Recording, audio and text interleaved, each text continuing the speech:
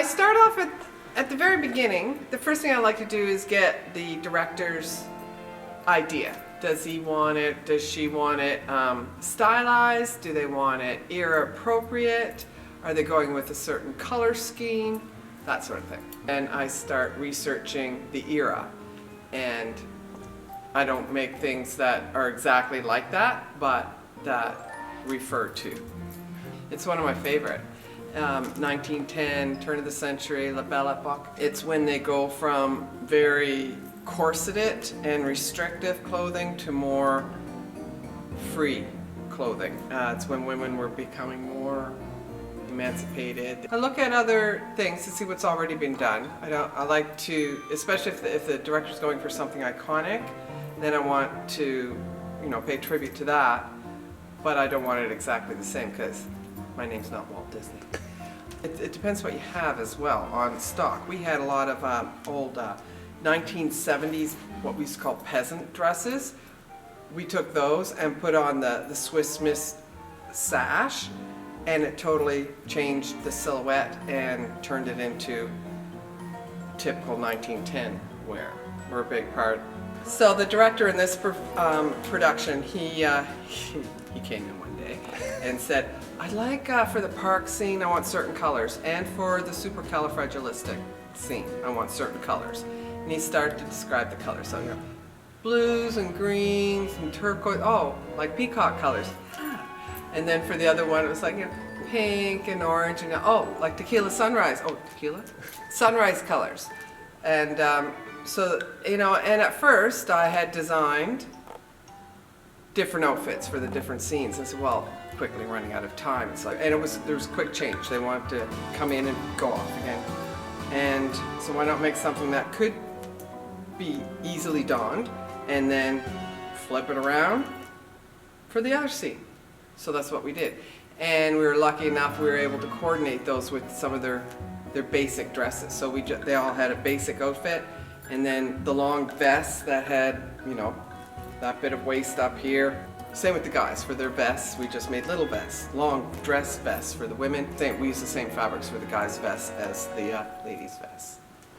The coat? Yeah. Start with the coat. I had this fabric. It was blue with a black shot through it, and I found a coat that was a steampunk pattern, and that totally worked for Mary's blue coat. And but I only had 3 meters of fabric, so another teacher friend, sewing friend, we squeezed you needed 5 meters for the pattern, and out of 3.5, I think it was 3.5 meters. Anyway, we squeezed it out of there.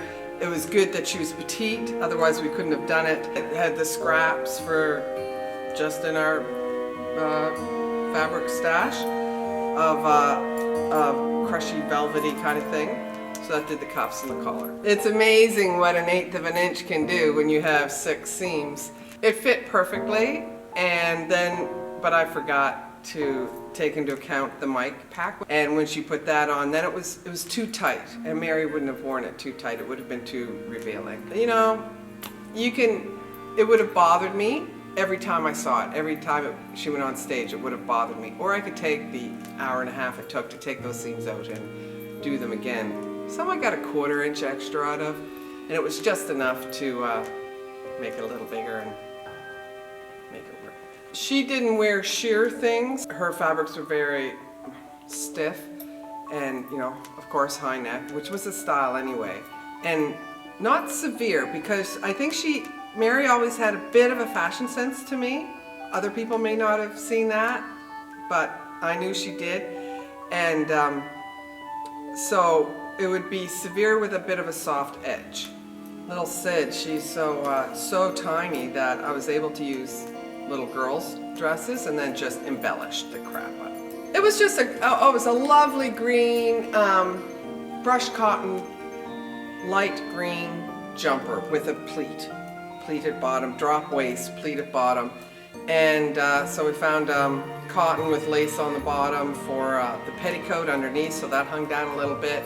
And I had a bunch of wide flat cotton, and I just sewed it on like that, and sewed it around the bottom. That's actually a dress of mine that I made in the 90s. I made in the 90s. So it's just a shift underneath and then lace that I dyed and put together from old pictures. I take patterns and then take pieces from them that can work and put them together.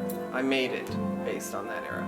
Anyway, so how do we turn that into and make it fit somebody smaller without altering it too much? Again, the Swiss waist kind of thing. So totally. Oh, we put a dickie in with the high lace collar and that. And yeah, again, it worked. Oh, the hats. The men wore hats. The hats. Oh God, the hats are so much fun. So much fun. I can't believe how quickly we got them pulled together. Yay, glue gun. Again, looking at the old pictures, they were big.